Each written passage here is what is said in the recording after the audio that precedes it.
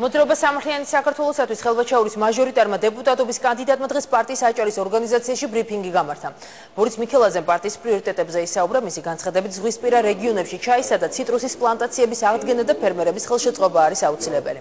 მოძრაობა სამართლიანი საქართველოსათვის ლიდერი კი დღეს მარნეულში ჩავიდა. სერგო ჩავახიძე აცხადებს, რომ წინასაარჩევნო კლიპის გადაღებას მარნეულში აწარმოებს, რადგან პარტიის ერთ-ერთი მთავარი პრიორიტეტი ეთნიკური უმცირესობების საკითხებია.